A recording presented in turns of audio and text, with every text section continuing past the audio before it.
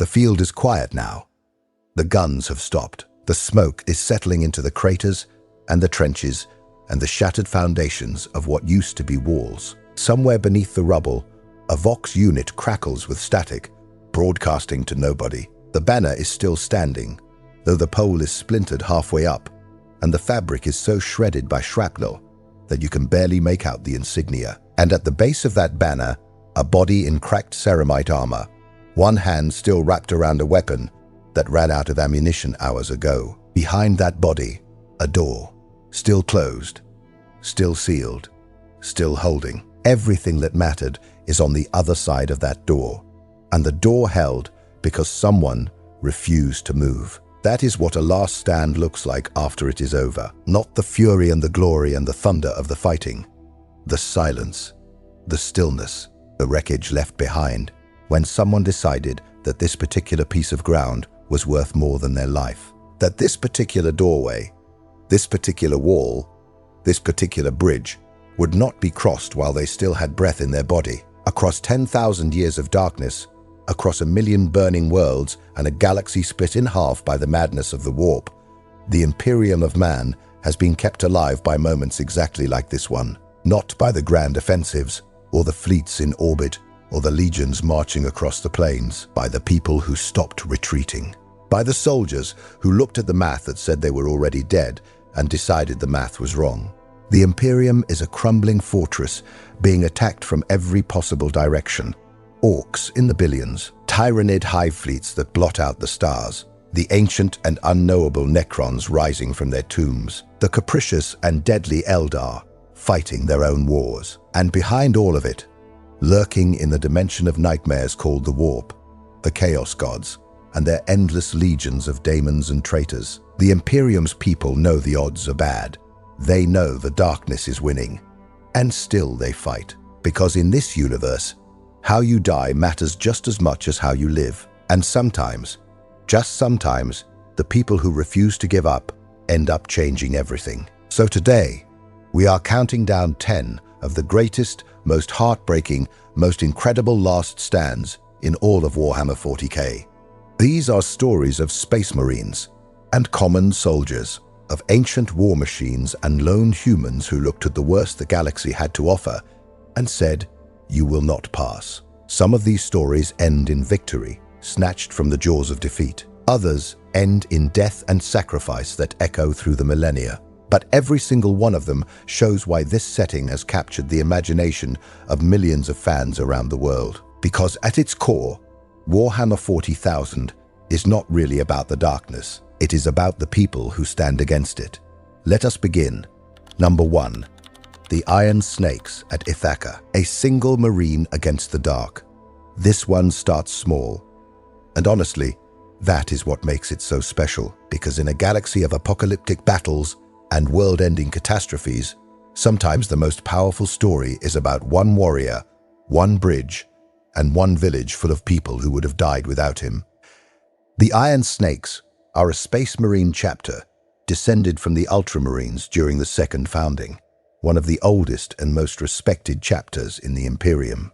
They are based on the ocean world of Ithaca, a planet covered in deep frozen seas that are home to massive serpentine creatures called water worms. Some of these beasts grow up to 300 meters long, great slithering leviathans that churn the seas into fury when they move. The Iron Snakes take their name from these creatures, and one of the most important rites of passage for a new recruit is to hunt and kill a water worm using a weapon called a sea lance, a javelin-type fighting spear that is the chapter's signature armament. It is a tradition that defines who they are. If you cannot face a sea monster alone with a spear, you have no business wearing the armor of the Iron Snakes. Everything about the Iron Snakes echoes the ancient Greeks of old Terra. Their homeworld is named Ithaca, the same island that Odysseus called home in the ancient myths. They fight in phalanx formations, using spears and shields.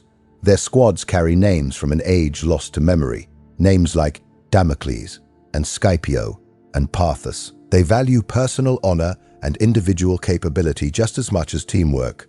Their fortress monastery sits on Ithaca's moon, Charybdis, a name that echoes the sea monster of Greek legend. and their primary mission for thousands of years has been to guard a cluster of star systems called the Reef Stars from the constant attacks of the Drukhari, the Dark Eldar, those cruel and graceful Xenos who raid human worlds for slaves and sport. Now, the Iron Snakes have a practice that is almost unique among Space Marine chapters.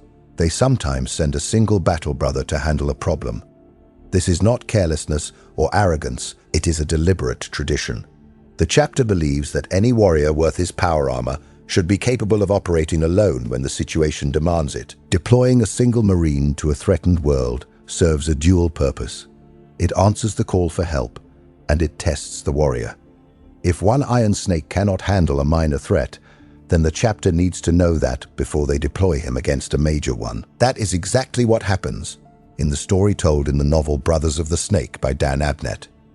A Drukhari raiding party crashes onto a remote world in the Reef Stars called Baal Solok. This is not one of the famous worlds of the Imperium.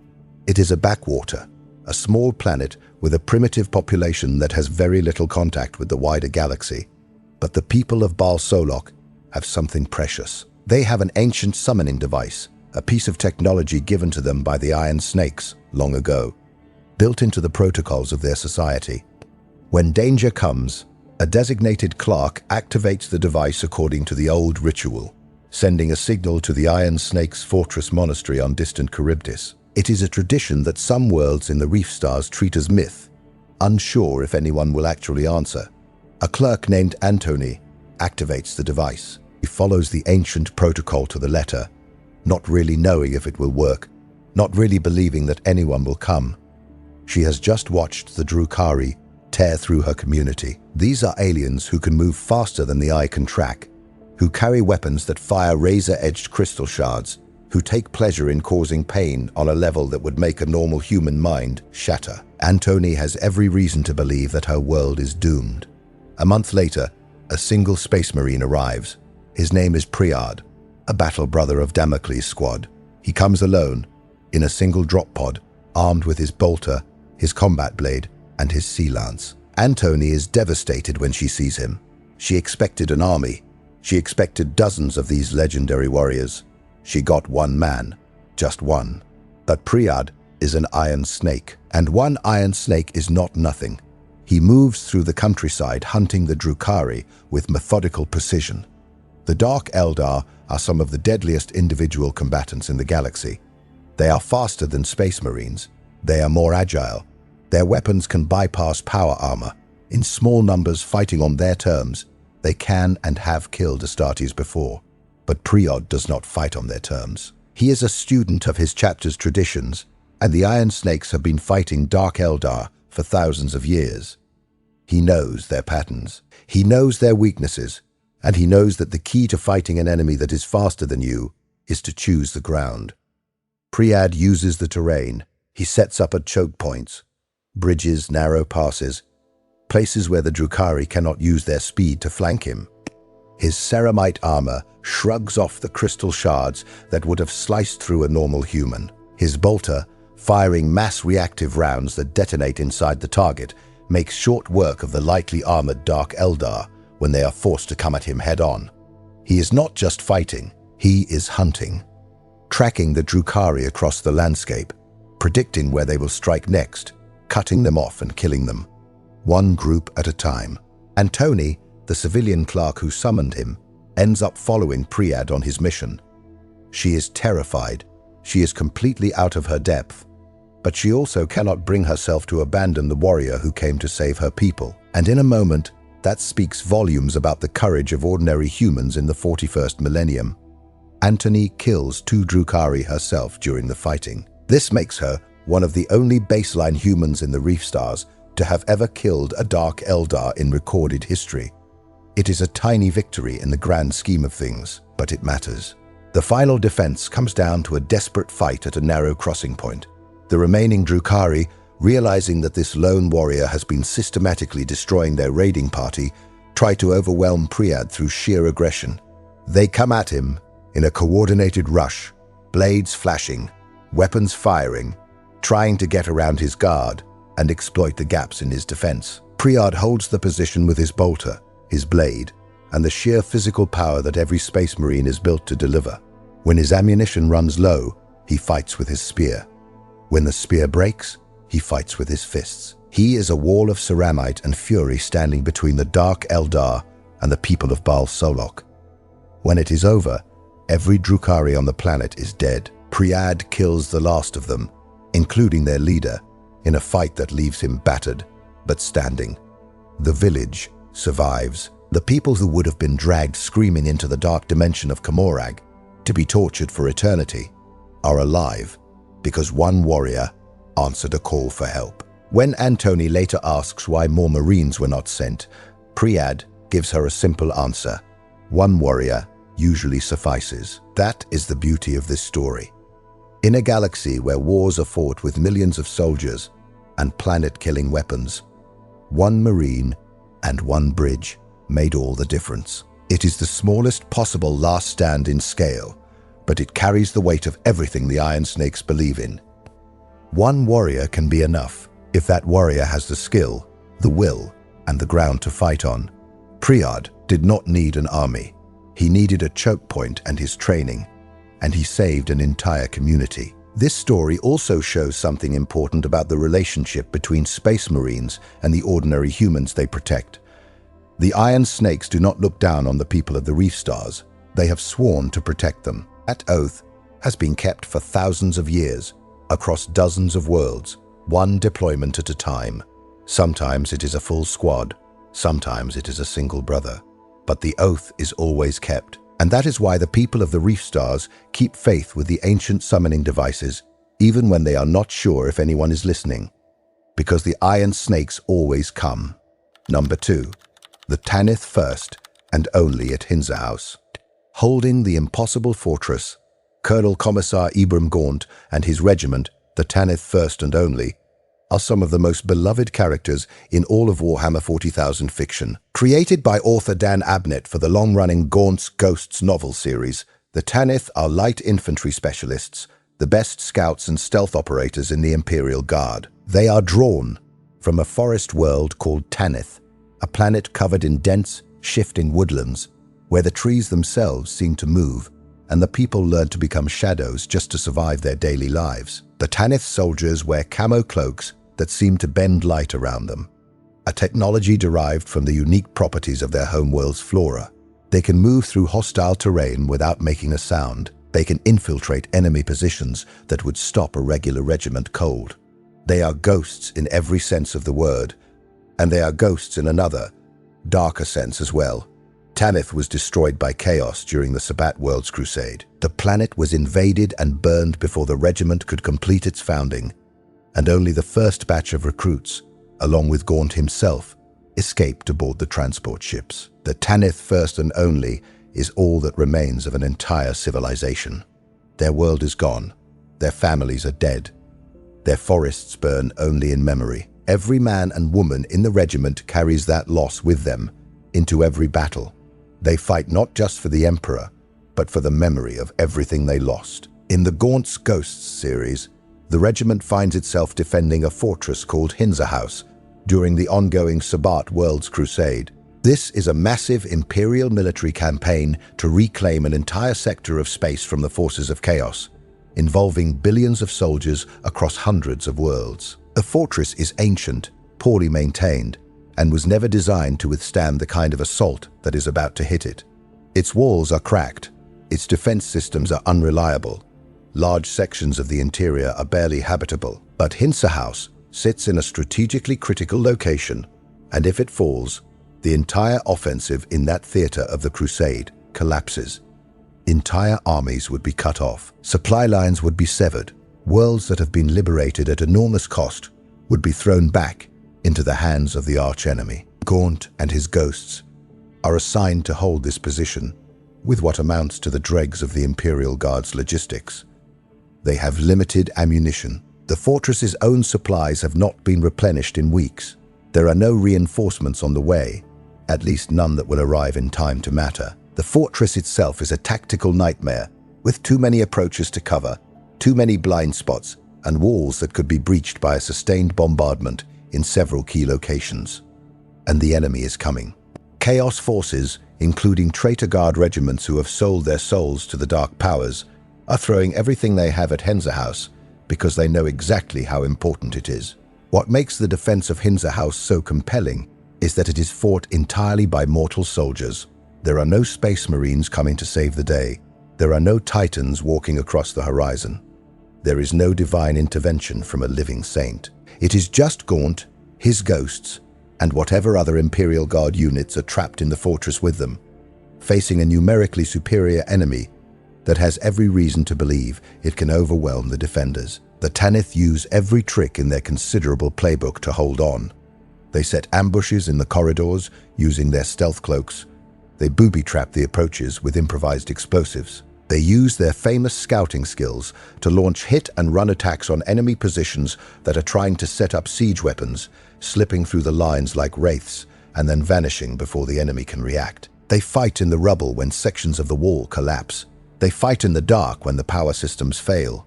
They fight hand-to-hand when the last packs run dry. Every single bullet matters. Every single soldier matters. When someone falls, their weapon and ammunition are immediately redistributed. When a defensive position becomes untenable, the retreat is organized to extract maximum casualties from the enemy during the withdrawal. Gaunt himself is at the center of it all, making the brutal calculations that a commanding officer has to make. Which positions can be sacrificed to buy time for the ones that matter? Which soldiers are best deployed where? When to counterattack, and when to conserve strength? The beauty and the horror of this story is that it is relatable. These are not demigods or superhuman warriors. These are men and women who get tired, who get scared, who bleed and break and sometimes want to give up. But they do not. They hold the line because their commanding officer asks them to, and because they know what happens if they do not. The Tanith have already lost one home. They will not be responsible for losing another. The defense of Helsreach becomes a story about human endurance pushed to its absolute limit, about how far ordinary people can push themselves when the alternative is letting everyone down. The Tanith hold the fortress not through overwhelming firepower or genetic enhancement or divine intervention, but through grit, cleverness, and the absolute refusal to stop fighting. When the siege finally breaks, either through relief forces arriving or the enemy exhausting its offensive capability, the Tanith are still standing in the ruins, battered, bloodied, exhausted beyond anything a normal person should be able to endure, but standing. That is why the Tanith First and Only earn a place on this list, because they represent the backbone of the Imperium, not the Space Marines, not the Titans. The ordinary soldiers, the men and women of the Astra Militarum, who hold the line across a million worlds with nothing but a lasgun and their courage. And the Tanith do it better than almost anyone. Number 3. Grimaldus at Helsreach, the chaplain who would not yield. The Third War for Armageddon is one of the biggest and most famous conflicts in all of Warhammer 40k. This is the war that erupts when the Orc warlord Ghazghkull Mag Uruk Thraka returns to the hive world of Armageddon with the largest WAAAHIGAA the galaxy has seen since the era of the Great Crusade. We are talking about millions upon millions of orcs, a green tide so massive that the Imperial fleet cannot stop it in orbit, despite throwing everything they have at the Orc Armada.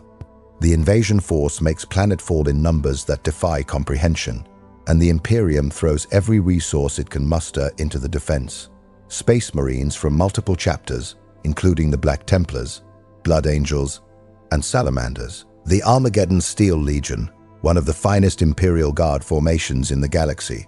Titan Legions, Sisters of Battle, all of them fighting for a single world that cannot be allowed to fall because of its strategic importance and its industrial output. In the middle of all this, 100 Black Templars Space Marines are sent to defend Hive Helsreach.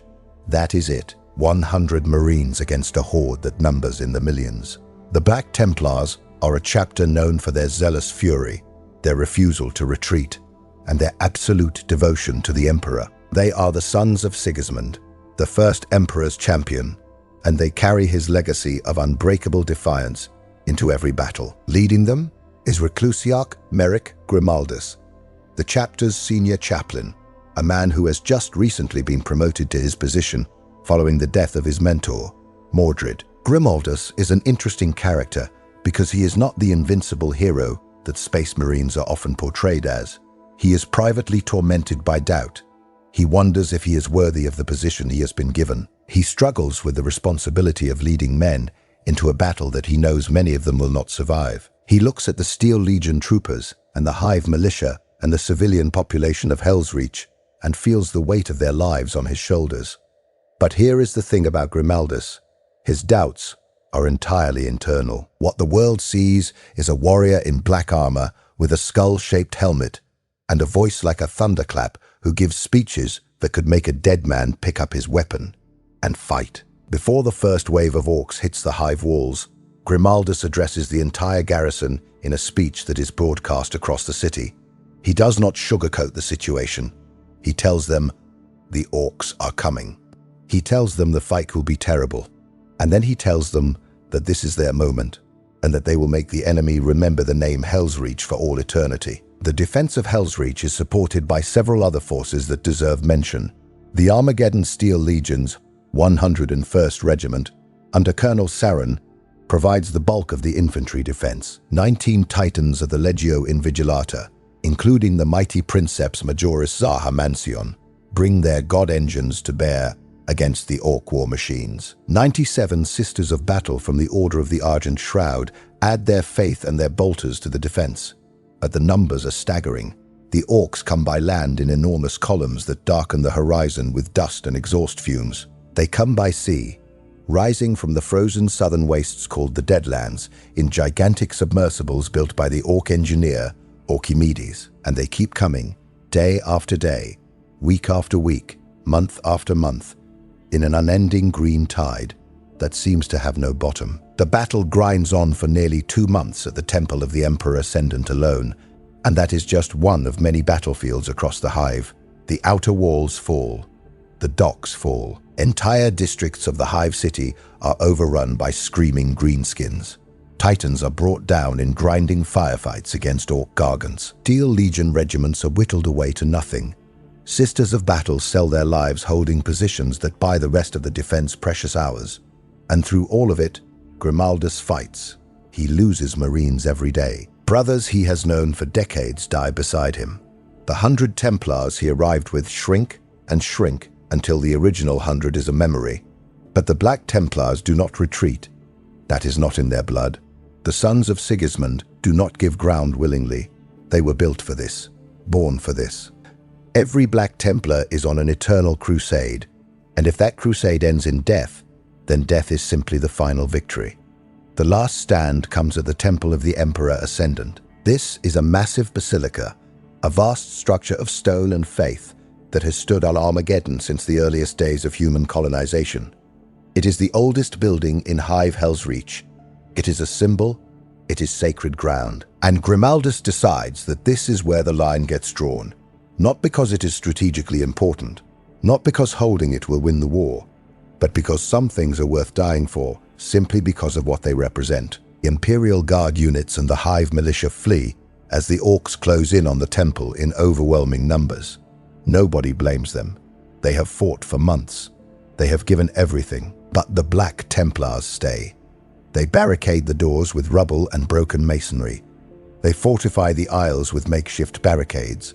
They turn the nave of the temple into a killing ground. And when the orcs smash through the barriers, the fighting turns into a close-quarters slaughter along the pillars and pews of the holiest building on Armageddon. Grimaldus bellows his now famous battle cry during the fighting. He tells his brothers and the few brave souls still fighting beside him that he has dug his grave in this place, and that he will either triumph or he will die. There is no retreat. There is no surrender. There is only this moment, this fight, this sacred ground that will not be given up while a single Templar still breathes. The battle only ends when the entire Temple of the Emperor Ascendant collapses. The structural damage from months of fighting, from orc artillery, from the titanic forces being thrown at this single building, finally exceeds what the ancient structure can withstand. The roof comes down, the walls cave in. Everything goes dark under thousands of tons of stone and rockret. Everyone assumes Grimaldus is dead. The orcs assume it. The Imperials assume it. The Hive militia crosses his name off the lists of the living, and then, a full day later, the rubble shifts. A gauntleted hand punches through the debris, and Merrick Grimaldus, the reclusiarch of the Black Templars, the last of his 100 warriors, crawls out of the ruins, carrying 3 holy relics of the temple in his broken arms. The apothecaries who treat him afterwards say that it is a miracle he survived at all. His injuries should have killed him several times over. The fact that he not only lived, but had the strength to dig himself free from the collapsed building while carrying sacred artifacts is something that defies medical explanation. The people of Hive Helsreach give him the title Hero of Helsreach, the greatest honor its inhabitants can bestow upon anyone. He is the only Black Templar to walk away from that defense. 100 went in, 1 came out, but the Hive city still stands. To this day, Grimaldus marches to war accompanied by a retinue of Cenobite servitors carrying those rescued relics, the tattered standard, the broken column, the artifacts of faith that survived the destruction of the temple. They are a reminder, not just of what was lost at Helsreach, but of what was saved. And every time the people of Armageddon see those relics, they remember the chaplain who refused to yield. Number 4. The Celestial Lions at Mannheim Gap, betrayed by their own. This story is not just about a last stand against aliens. This is about a last stand against the very institution that was supposed to protect you. And it is one of the darkest, most infuriating stories in all of Warhammer 40k, because it shows that sometimes the greatest threat to the Emperor's servants is not the Xenos or the heretic, it is the Imperium itself. The Celestial Lions are a Space Marine chapter created in the 38th millennium, successors of the Imperial Fists through the gene seed of Rogal Dawn. They are proud, honorable warriors who wear gold and blue armor and fight with the discipline and stubbornness that is the hallmark of all of Dawn's sons. They are not a first founding chapter. They do not have the political weight of the Ultramarines or the feared reputation of the Space Wolves. They are a later founding, a smaller chapter with fewer allies and less influence, and that is exactly what makes them vulnerable. It starts with the Catan insurrection. 5 companies of the Celestial Lions are attached to Inquisitor Apollyon to crush a rebellion on the planet Qatar. The rebellion turns out to be a Slaanesh corruption that has rotted the planet's priesthood and corrupted its leaders. The Celestial Lions do their job with the efficiency that Dawn's sons are known for. The renegade Imperial Guard and Planetary Defense Force are defeated. The Chaos Cultists are destroyed. The rebellion is crushed in 3 months. Mission accomplished. But as the Celestial Lions ships leave orbit, Inquisitor Apollyon orders the Imperial Navy to bombard the entire planet from space. Every man, woman, and child on Qatar is killed. The entire population is exterminated. The Celestial Lions watch from their transports as the world they just fought to liberate is burned to ash. Captain Saul of the Lions tries to halt the bombardment. He cannot override an Inquisitor's authority. No one can. The Inquisition answers to no one but the Emperor himself, and the Emperor has been sitting on the Golden Throne for 10,000 years and is not exactly available for comment. The Celestial Lions are horrified. The rebellion was already crushed. There was no need to destroy the planet. Apollyon's decision was not a tactical necessity. It was overkill on a planetary scale, the murder of millions of innocent people who had already been freed from the corruption that threatened them. And the Lions do something about it. They do something that most Space Marine chapters would never dare. They publicly condemn the Inquisition. The Celestial Lions file formal protests. They send a series of loud and public condemnations against the Inquisition in general and Inquisitor Apollyon in particular. They demand an investigation into the events surrounding the destruction of Qatar. They send a delegation of senior officers to Holy Terror to present their case. That ship never arrives. It is blown wildly off course by a freak warp storm, far into Orc territory. The wreckage is found 2 years later. The Lions keep pushing, and the Inquisition decides to teach them a lesson that every other chapter in the Imperium will remember. When the Third War for Armageddon begins, the full-strength Celestial Lions chapter deploys to the war zone. But from the very first day, everything starts going wrong. The intelligence they receive from Imperial Command is consistently wrong, sending them into ambush after ambush, where they are outnumbered and outgunned. Their supply runs from orbit stop arriving. Drop ships are mysteriously destroyed in the upper atmosphere on 2 separate occasions.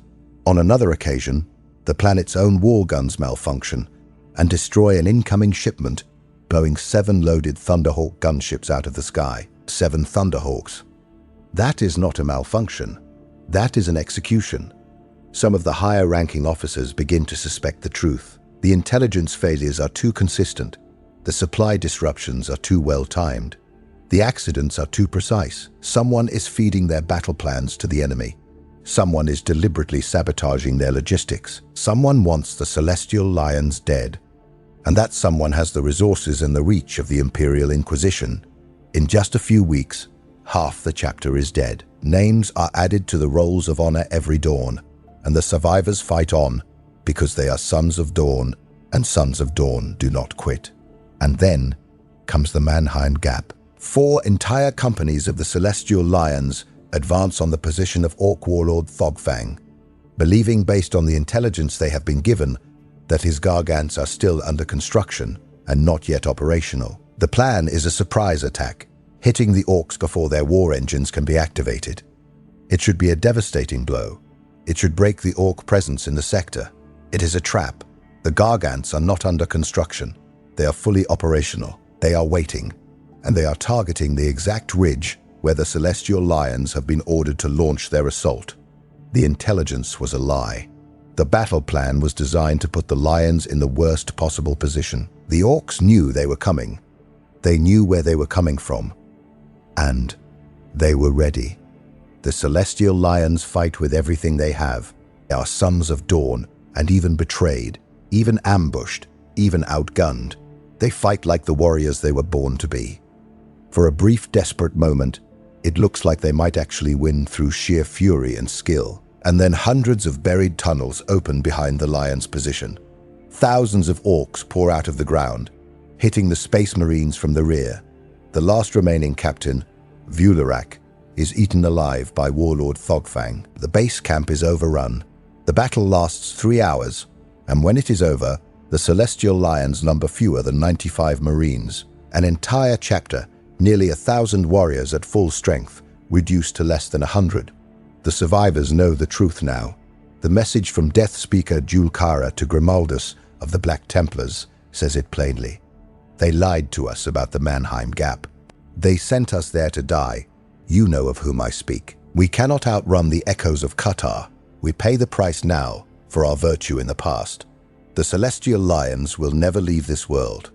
What do the remaining Lions do? They do not turn renegade. They do not seek vengeance against the Inquisition. They do not abandon their oaths. Instead, they decide to die as what they are, loyal sons of the Emperor. They will go back to the Mannheim Gap and kill warlord Thogfang or die in the attempt.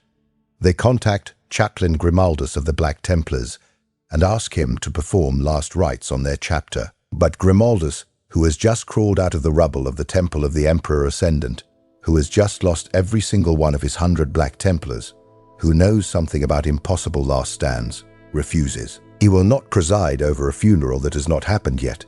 He tells the Lions that they can still restore their honor, they can still find redemption, and he volunteers to help them find it. Using his influence as the hero of Helsreach, Grimaldus secures support from several Imperial Guard regiments.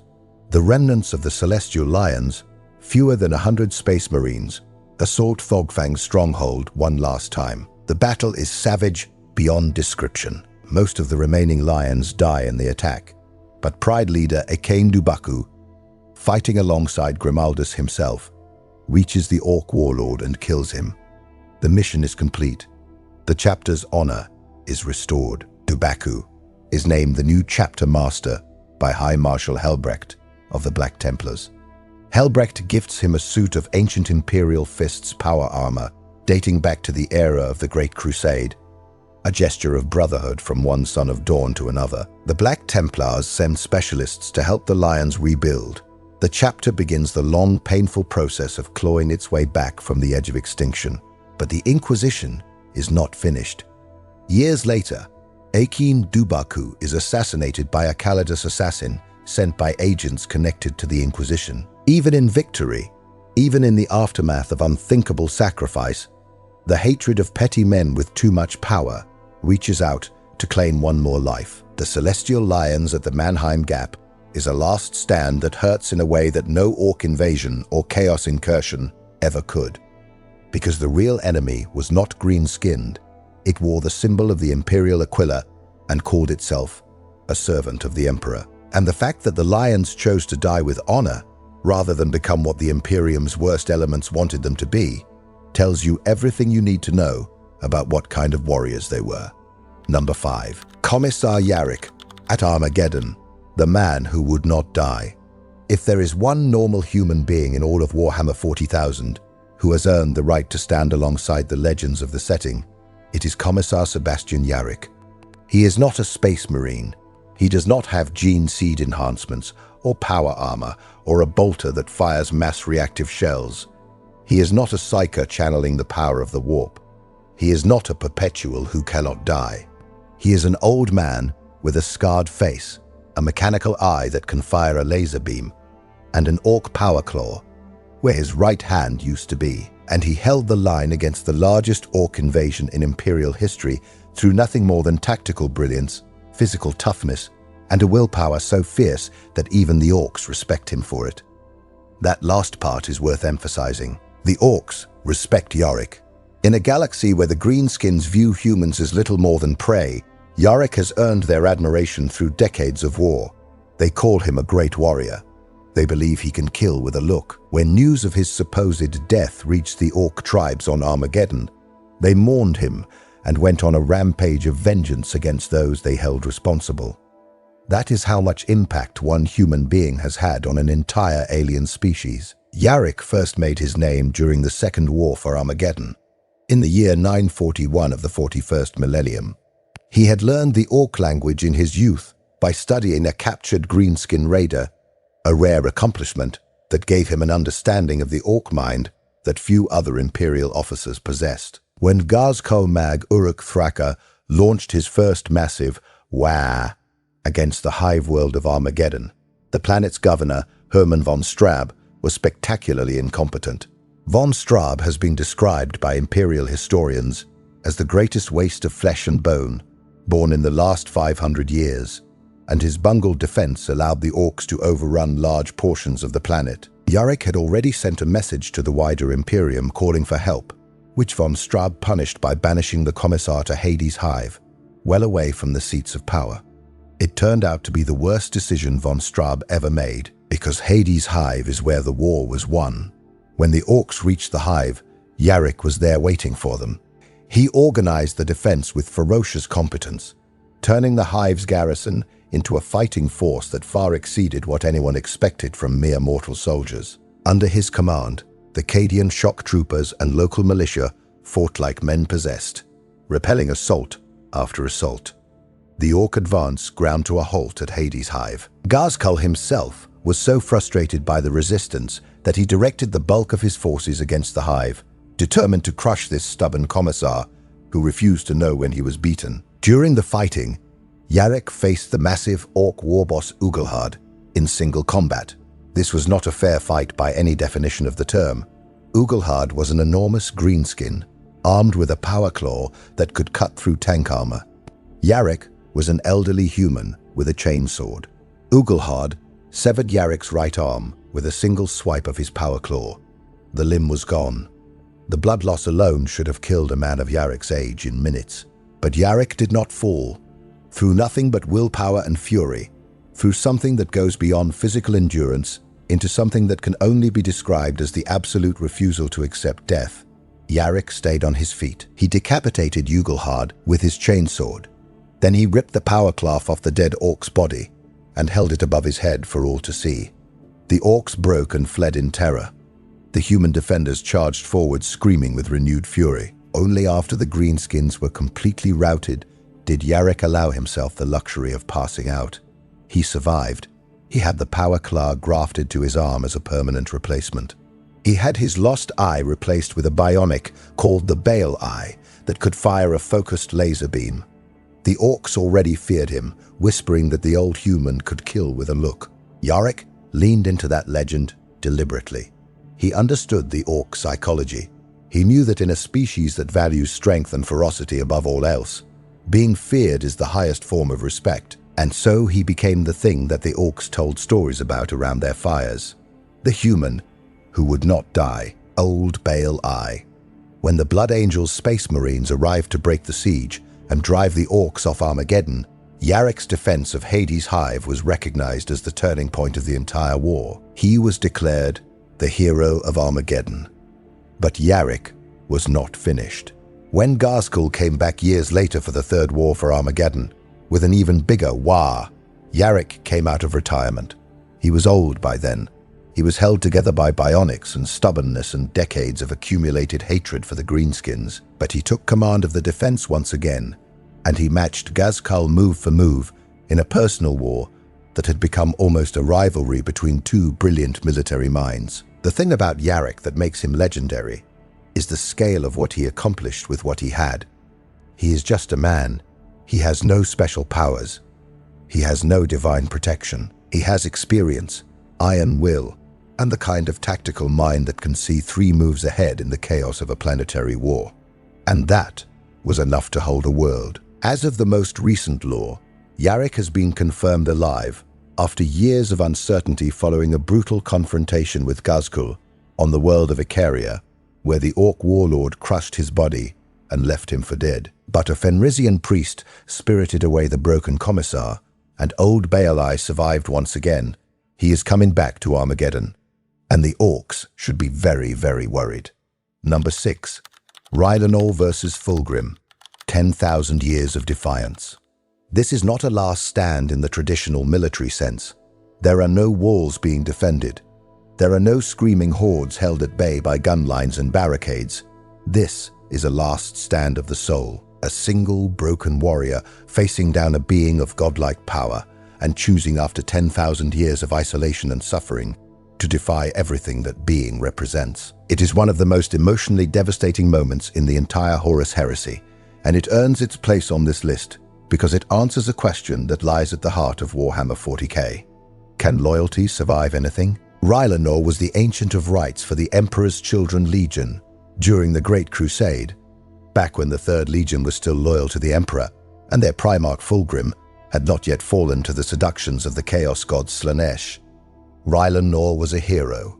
He was one of the first generation of Terran-born Space Marines, old enough to have fought in the Unification Wars. He was the first Marine to bear the symbol of the Palatine Aquila, the double-headed eagle that would become the most sacred icon of the Imperium. He was interred in a Contemptor-patterned Dreadnought after being mortally wounded in combat against the Eldar, his broken body sealed inside an adamantium sarcophagus so that he could continue to fight, even in death. He oversaw the ceremonies of induction for new Emperor's Children recruits. He was said to be able to perceive a lie the moment it was told. He was respected and honored and loved by his brothers. And then Fulgrim fell. The Primarch of the Emperor's Children was corrupted by a demon blade recovered from the Xenos world of Rynn, a weapon that housed a powerful daemon of Slaanesh. Slowly, insidiously, the demon whispered to Fulgrim, playing on his insecurities, driving him toward ever greater displays of arrogance and excess. By the time Horus launched his rebellion against the Emperor, Fulgrim and most of the Emperor's Children had been fully claimed by the Dark Prince. They joined the traitors. But not all of them. Not Rylanor. When Horus used the Istvan III campaign as a cover to purge the loyalists still hiding within the traitor legions, Rylanor was among those sent to the surface to be destroyed. Captain Saul Tarvitz had swapped places with Rylanor for the combat drop, allowing Rylanor to go to the surface while Tarvitz stayed on the ships to investigate the growing strangeness within the Legion. On the surface of Istvan III, the Loyalists were betrayed. Virus bombs fell from orbit, killing the planet's population and most of the Space Marines who could not reach shelter in time. But Rylanor survived. He rallied the surviving Loyalist Emperor's Children and fought a desperate guerrilla war against the traitors who came to finish them off. It was during this fighting that Rylanor swore his oath. He would have his revenge on Fulgrim. He would make the Primarch answer for his betrayal. The fighting on Istvan III was brutal and ultimately hopeless. The Loyalists were overwhelmed. Everyone assumed Rylanor was destroyed in the final bombardment. But he was not destroyed. He had made his way to a hidden bunker beneath the ruins of the planet's capital, Coral City.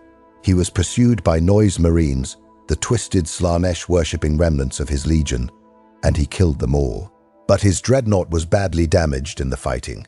His leg was wrecked, rendering him immobile. The ship that was supposed to carry him off the planet was destroyed.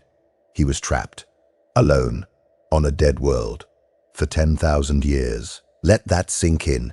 10,000 years, 100 centuries, the entire span of the Imperium's existence since the Horus Heresy. Trapped in a buried bunker on a lifeless planet, unable to move more than a few steps, with no contact with anyone, no hope of rescue, no knowledge of what happened to the Imperium or the Emperor or any of his surviving brothers. Just the darkness and the slow grinding passage of millennia and the burning ember of vengeance that would not let him power down and die. During those 10,000 years, Rylanor did one thing. He found an unexploded virus bomb in the ruins near his bunker. He wired its detonation controls into his own dreadnought chassis, connecting the weapon to his systems so that he could trigger it at will. Then he constructed a psychic beacon using whatever resources he could scavenge. The beacon served a single purpose: to lure Fulgrim back to Istvan III. And it worked. A thousand-sun sorcerer named Vistario and his squad of Raptora cult psychers detected the beacon thousands of years later and traveled to the dead world to investigate. Vistario found the husk of a contemptor dreadnought next to a destroyed ship in the ruins of an old command bunker. He was surprised when it started powering up and moving. He tried to lie to Rylanor about who they were, but the Ancient of Rites was not falling for any deception. He could perceive a lie the moment it was told. Remember? He got the truth out of the sorcerer. And then Fulgrim appeared. The Daemon Primarch, now a serpentine creature of twisted beauty and obscene power, manifested on the surface of Istvan III. He had apparently been waiting for an audience, wanting to watch himself break one of his former sons. Fulgrim looked down at the broken dreadnought and was curious. What had Rylanor been planning for all these millennia? What words had he prepared for his gene father after 10,000 years of solitude? Fulgrim tried to break him. He offered to remake Rylanor through the power of Slaanesh. He offered him new purpose, new power, release from his ancient prison. He mocked the wasted centuries and the denied victories. He dangled everything that a being trapped for 10 millennia might desperately want. Rylanor answered. He declared himself Rylanor of the Emperor's children, ancient of rites, venerable of the Palatine host, and proud servant of the Emperor of mankind. Beloved by all, he rejected Fulgrim, now and always. Not one syllable of negotiation, not one flicker of doubt. After 10,000 years alone in the dark, his loyalty had not wavered by a single degree. And then he detonated the virus bomb. Vistario and his sorcerers threw up a psychic barrier to contain the explosion, using their Raptor occult powers to create a kinetic shield around the blast. They almost succeeded. The barrier held. Fulgrim gloated. And then something extraordinary happened. Vistario, the thousand-sun sorcerer, a servant of chaos himself, was moved by what he had just witnessed. He spoke up. He told Fulgrim that Rylanor deserved better than him, that all of them deserved better. And then, in a moment of rebellion that echoed Rylanor's own defiance, Vistario shot one of his own sorcerers with his bolt pistol. The sorcerers had telepathically agreed to this plan. They knew that killing one of their number would collapse the psychic shield and let the virus bomb detonate. They chose to die rather than let Fulgrim have his victory. The virus bomb went off. It killed everyone. Rylanor, Vistario, the sorcerers. Every living thing on the surface. It subjected Istvan III to a second exterminatus. Fulgrim survived because Daemon Primarchs cannot truly be destroyed in the material world, but his soul was torn and shredded, sent screaming back into the warp. And more importantly, his pride was permanently damaged. His illusion of perfection was cracked. A broken dreadnought on a dead world had looked into the face of a god and told him he was worthless. And a chaos sorcerer had agreed. That is the last stand of Rylanor. Not a defense of territory, or strategic position, a defense of conviction, an answer to the question of whether loyalty can survive 10,000 years of darkness and isolation. It can. It did. Rylanor spent 10 millennia alone in the dark, and when the moment came, he did not hesitate. He did not negotiate. He did not break. Number 7. Olanius Pius at the Siege of Terror, the mortal who stood before a god. The single most famous act of courage in the entire history of Warhammer 40k belongs to a man who was not a space marine, not a custodian, not a psyker, and not a primarch. He was a soldier, and his story has been told and retold so many times across so many editions that the details have become a legend, a myth, a piece of in-universe religious iconography that represents something far larger than any single person. The Siege of Terror is the climax of the Horus heresy. The traitor legions have laid siege to the Imperial Palace for months. Millions of soldiers have died on both sides. The walls are cracking. The Blood Angels and the White Scars and the Imperial Fists have thrown everything into the defense, fighting alongside billions of Imperial Army soldiers and the Legio Custodes and the Titan legions, and it is still not enough. Sanguinius, the most beloved of the Emperor's sons, the Angel of the Imperium, has gone ahead to face Horus alone on his flagship, the Vengeful Spirit. He has been killed. The golden-winged Primarch lies broken at his brother's feet, and Horus stands triumphant over the corpse.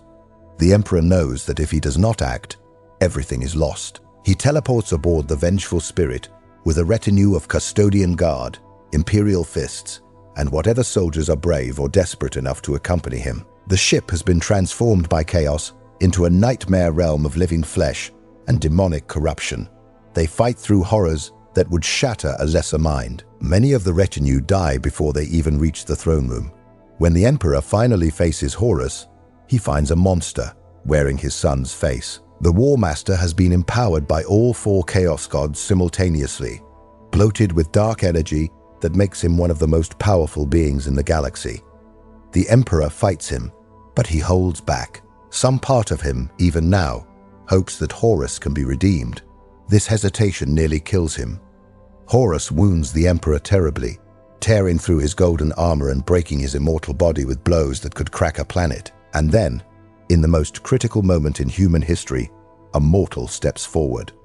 In the most widely known version of the story, that mortal is Olanius Pius. He is an Imperial Army trooper. He wears flak armor that might as well be tissue paper against a Primarch's power. He carries a lasgun, a weapon that the community lovingly calls a flashlight because of how ineffective it is against anything more dangerous than an unarmored human. He is everything that Horus is not: small, fragile, mortal. He looks at Horus, standing over the broken Emperor, wreathed in the power of 4 dark gods, and he does not run. He steps between the War Master and the Master of Mankind. He raises his lasgun, and he stands his ground. The famous version of his defiance echoes through 10,000 years of Imperial legend. Where I fall, 10 more shall take my place, and 100 each of them, so strike me down. I am the Harbinger. Whether those exact words were spoken or not, the meaning is clear. Pius knows he will die. He knows his weapon is useless.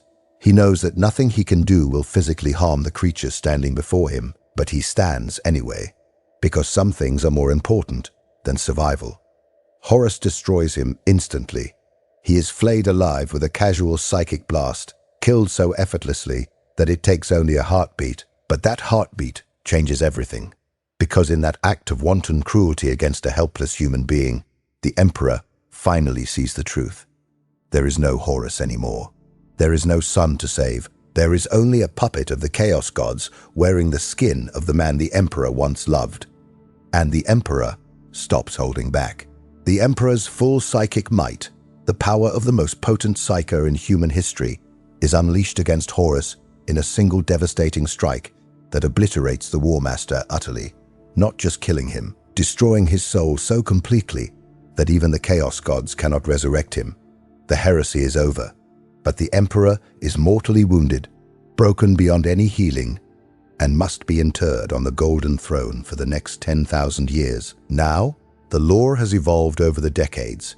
The Horus Heresy novel series introduces Olanius Pius, a perpetual roughly 45,000 years old, who has been alive since ancient Nineveh. He fought alongside the Emperor in ages past. He carried an Athame blade to the vengeful spirit. In the final confrontation, Person fires his lasgun into Horus's Terminator armor and is killed. But before dying, he places the Athame into the unconscious Emperor's hands, giving the Master of Mankind the weapon he needs to finally destroy Horus. Other versions include a space marine named Garviel Loken and a custodian named Certus Dusk, also standing between Horus and the Emperor. But regardless of which version you accept, the core truth remains. A mortal stood before a god and chose death over surrender. Olanius Pius is worshipped as a saint by the Astra Militarum. The Order of Olanius Pius is the highest military honor a mortal soldier can receive. His image appears on regimental banners across 10,000 worlds, and his story tells every guardsman in the galaxy the same thing. You matter. Your courage matters. Even in a universe of superhuman warriors and godlike beings, one ordinary person standing in the right place at the right time can change everything. Number 8. The Crimson Fists at Rynn's World. Surviving the unsurvivable. The Crimson Fists hold a special place in Warhammer 40k. They were the chapter on the cover of the very first edition of the game, Rogue Trader, published in 1987. That image of a lone Crimson Fist standing defiant amid a horde of orcs has defined who they are for nearly 4 decades. They are the chapter that gets knocked down. They are the chapter that gets back up. And their most famous story is a masterclass in how you survive when everything goes wrong at once. It starts in 989 of the 41st millennium. Snagrod, the arch-arsonist of Charadon, has united a massive orc, WAAA, and aimed it at the Loki sector. His first target is Bad Landing, which falls quickly. His next target is Rynn's World, the home world of the Crimson Fists. Chapter Master Pedro Cantor prepares everything. He has his fortress monastery, the Arx Tyrannus, a massive fortification bristling with weapons. He has nearly a full 1,000 space marines. He has the planetary defense forces. He is as ready as a chapter master can be. Then, a plasma missile from the Crimson Fist's own defense system malfunctions. One missile out of thousands. 1,000,000,000 to 1 malfunction. It goes rogue and scores a direct hit on the Arx Tyrannus main armory. The detonation of the armory's contents creates an explosion so massive that it destroys the fortress monastery, the mountain it sits on, and an area half a mile wide. Over 600 space marines die in a single heartbeat. The chapter's gene seed reserves, their accumulated equipment, their relics and records and history, all of it is annihilated by their own weapon, Pedro Cantor, and 16 other marines survive because they were outside the fortress inspecting the outer defenses. 16 survivors out of over 600. The chapter has effectively been destroyed before the first orc even sets foot on the planet. But the Crimson Fists are sons of Rogel Dawn, the Primarch who built the defenses of the Imperial Palace and held them against every assault Horus could throw. They do not quit. Cantor rallies his tiny band and begins an overland march to New Rynn City, where roughly 400 marines from the deployed companies are stationed. The march takes 10 days through a landscape swarming with orc war bands. They move at night. They hide during the day. They fight only when they have to, and avoid contact when they can. They take in civilians they find along the way, protecting them as best they can. Barely half the group survives to reach the city gates. What follows is 563 days of siege, the longest, most grinding, most exhausting defense any Space Marine chapter has fought in living memory. Every other city on Rynn's world has already fallen. New Rynn City is the last bastion. Around 400 Space Marines and the remnants of the Rynsgard militia hold the line against the entire orc, WAAA. Millions of greenskins surround the city.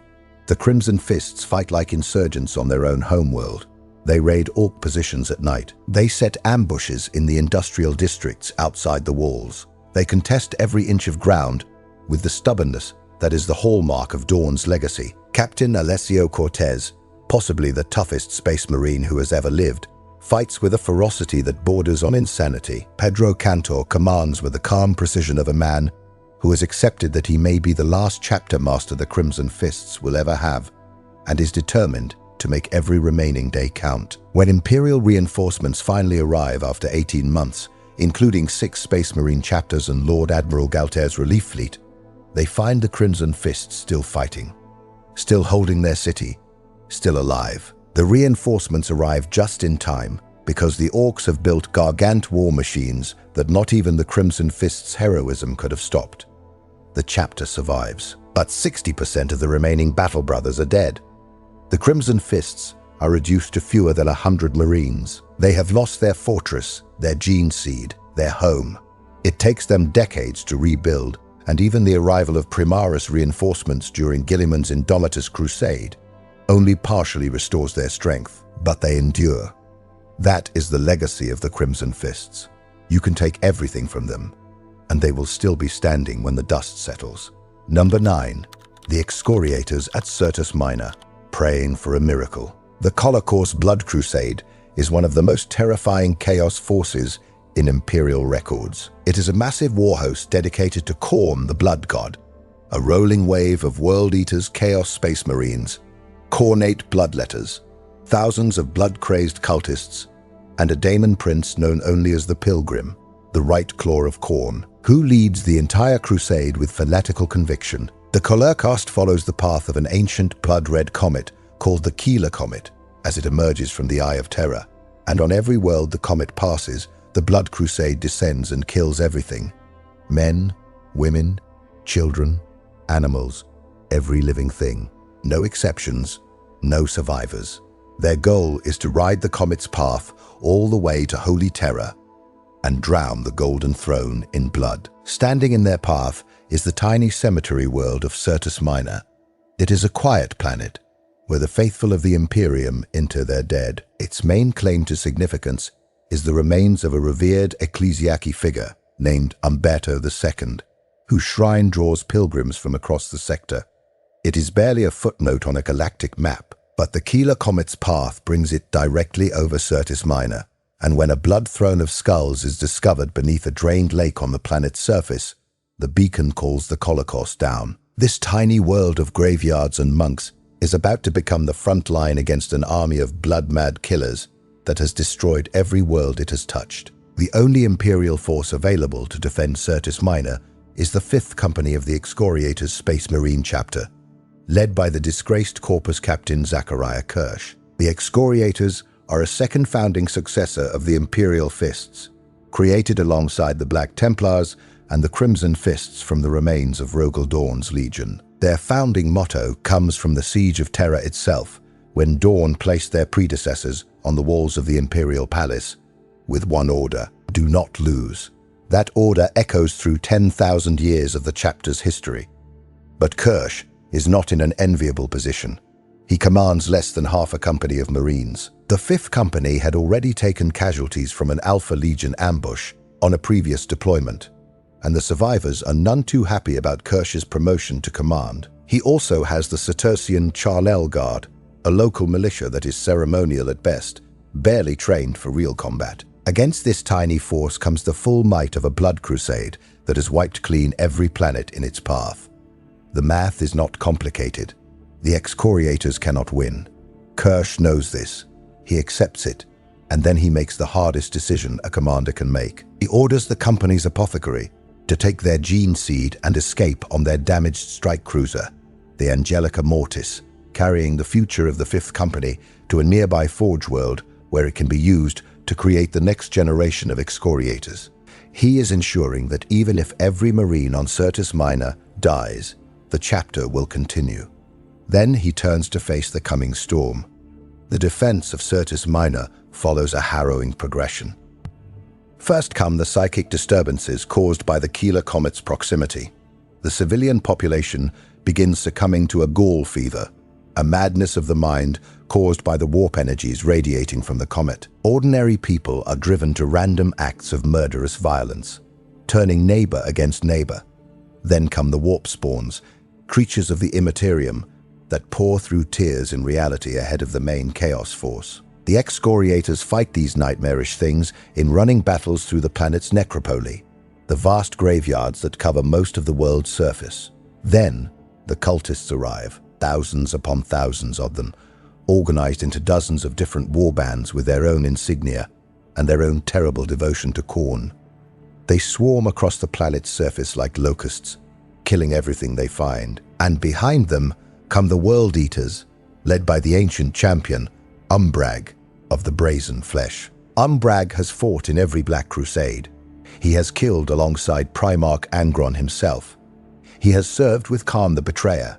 He is one of the most experienced and dangerous warriors in the entire Chaos Warband. Kirsch fortifies the capital necropolis of Obsequious City. He demolishes a ring of buildings around the city center to create open firing lanes that the enemy has to cross under fire. He uses every trick of siege warfare that the Sons of Dawn have passed down through 10,000 years. He positions his Marines at key defensive points and puts the barely trained Charnel Guard where they can support without being overwhelmed. The plan is simple. Make the enemy pay for every step. The Excoriators fight with the stubborn fury that defines their legacy. They give up nothing without extracting a terrible price. But the numbers are overwhelming. The Holocaust has destroyed planets. One half company of Marines is not going to stop it through conventional fighting. One by one, the defensive positions fall. Marines are killed. The Charnel Guard is whittled away. The Perilita shrinks. The ammunition runs low. When the situation becomes truly hopeless, when the last Excoriators are surrounded on all sides by cornate berserkers and screaming bloodletter daemons, the Marines do something that Space Marines rarely do in the fiction. They pray. They send a desperate plea to the Emperor of Mankind for a miracle. Not for victory, not for glory, just for help. And help comes. The Legion of the Damned materializes on the battlefield. These are the most mysterious warriors in the Imperium. Spectral Space Marines believed to be the cursed remnants of the Firehawks chapter that was lost in the warp centuries ago. They appear as phantoms, their black armor etched with skeletal imagery and wreathed in ethereal flames that do not burn their wearers but consume everything they touch. They fight with weapons that seem to fire bolts of pure soul fire. They appear from nowhere. They kill the enemies of the Imperium, and they vanish when the battle is won. No one knows exactly what they are. No one knows where they come from. They always appear at the moment of greatest need. Their mysterious vessel destroys the Keeler Comet in orbit. The explosion annihilates the Holocaust's entire fleet. On the ground, the Legion of the Damned tears into the Cornate forces with a fury that makes even the World Eaters recoil. The Holocaust, which was aimed at Holy Terror itself, is destroyed on a tiny cemetery world by a combination of mortal stubbornness and divine intervention. But the price is terrible. Every single Marine of the Excoriators' 5th Company is killed in the battle, except Zachariah Kirsch. One man walks away. One man carries the memory of his brother's sacrifice and the knowledge that their gene seed is safe, waiting to create the next generation of warriors who will carry on the fight. Kirsch goes on to become the chapter master of the Excoriators, and the defense of Certus Minor becomes one of the most venerated moments in the history of the Sons of Dawn. Number 10. The Fall of Cadia. The planet broke before the Guard did. We end with the biggest one, the most important one, the one that changed everything. Cadia was the most important fortress world in the Imperium of Man. Sitting right next to the Eye of Terror, the massive warp rift that serves as the primary staging ground for the forces of chaos, Cadia guarded the only navigable route out of that infernal realm. The Cadian Gate, they called it. For 10,000 years, Cadia had stood against everything the forces of chaos could throw at it. 12 Black Crusades, each one launched by Abaddon the Despoiler, the War Master of Chaos, each one aimed at breaking through the Cadian Gate and flooding the wider Imperium with the armies of the Dark Gods. 12 times, Cadia held. The people of Cadia were warriors from birth, not figuratively, literally from birth. Cadian children learned to strip, reassemble, and fire a lasgun before they learned to read. 71.75% of the Cadian population was under arms at any given time. Every citizen served at least a 4-year term in the military. 1 out of every 10 was recruited into the Cadian Interior Guard, regardless of ability or achievement. which meant that some of the finest human soldiers in the galaxy spent their entire military careers on Cadia without ever being deployed off-world. The Cadian shock troopers were regarded as the gold standard of the Astra Militarum, professional soldiers without peer in the human species. They were exported to war zones across the galaxy in such staggering numbers that there were more Cadians fighting off-world than on the planet itself. Nearly 900 million soldiers were shipped out every generation. Cadia did not just produce soldiers. Cadia was soldiers. Every generation, every family, every tradition was built around one sacred purpose: holding the gate, keeping the door shut, making sure that whatever horrors lurked in the Eye of Terror stayed in the Eye of Terror. It was the first line of defense for the entire Imperium, and for 100 centuries it held. And then came the 13th Black Crusade. Abaddon came with everything he had: every traitor legion, every daemon horde, every cursed vessel and corrupted war engine in the Eye of Terror. He brought the combined might of 10,000 years of hatred, bitterness, and dark ambition, and he hurled it all at Cadia in a single devastating assault. The Imperial defenders fought with a ferocity that matched anything in their storied history. Lord Castellan Ursarkar E. Creed, the tactical genius who commanded the defense, orchestrated a defense so brilliant, so perfectly adapted to the constantly changing situation that Abaddon's overwhelming forces could not break through the Cadian gate by conventional means. The battle raged across the entire planet. Space Marines from multiple chapters fought alongside the Cadian shock troopers. Titans of the great Titan legions walked the battlefield, trading blows with Chaos War engines. Sisters of Battle held shrines and cathedrals against waves of cultists and daemons. The ancient Necron pylons that dotted Cadia's surface, artifacts from an age predating humanity itself, were activated through the efforts of Archmagos Belisarius Call and the agents of the Imperium who understood their true purpose. And something extraordinary happened. The pylons began to work. They started to project an anti-psychic energy field that was pushing back the Eye of Terror. For a brief, incredible moment, the warp rift that had threatened humanity for 10 millennia began to shrink. The Eye of Terror was closing. Cadia was not just holding, it was winning. Abaddon could not allow that. He had spent 10,000 years planning for this moment.